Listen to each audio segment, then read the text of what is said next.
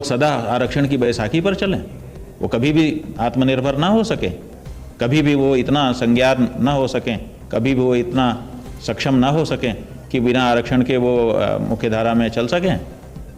ऐसा तो नहीं चाहते होंगे ना। वो तो यही चाहते थे कि जब तक पिछड़ गए हैं उतनी देर तक हम कदम ताल कर लेते हैं और उनको थोड़ी सी सुविधा दे देते हैं ताकि वो हमारी बराबरी में आ जाएं, फिर हम सब लोग मिल बैठ करके देश और समाज की उन्नति का मार्ग तय करें।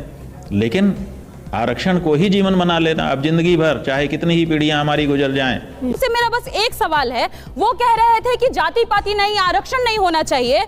आरक्षण कहाँ है? सुनिए, शारदा पीठ के शंकराचार्य थोड़ा सा मैं यहाँ करेक्ट करूंगी। उन्होंने कहा आरक्षण होना चाहिए, पर जो पिछड़े हैं उनको समाज की पहली पंक्ति में लाकर खड़ा करने के लिए आरक्षण की जरूरत है। पर कब तक ये होना चाहिए, इस पर विचार की जरूरत है। कब तक होना चाहिए जी, कब तक होना चाहिए उस पर विचार के ऊपर मैं बता रही हूँ कब तक होना चाहिए।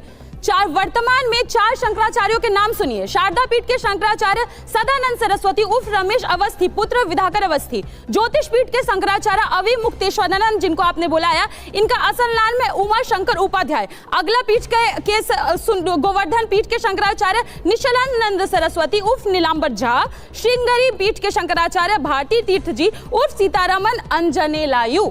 जब तक सारे के सारे जगहों पर आप लोग बैठे हैं, यहाँ पे किस बेसिस पे आपने रिजर्वेशन लिया? सारे पीठों पर बैठने के लिए कौन सा आरक्षण प्राप्त था? जाति का आरक्षण। जब तक वहां पर आप आरक्षण मेंटेन किए हुए हैं, आप पॉलिटिकल स्पेसेस में अपना आरक्षण मेंटेन किए हुए सिर्फ जाति के आधार पर, तब तक देश में आरक्षण मिलता रहेगा। और सुन ले बाबा जी जो बैठे हुए हैं, आरक्षण कोई बैसाखी नहीं है, आरक्षण हमारे मुक्ति का मार्ग है। और जब तक इस देश में सभी को समानता नहीं मिल जाती, एक दलित नाले में मरता नहीं रहता, तब तक इस देश में आरक्षण लागू रहेगा।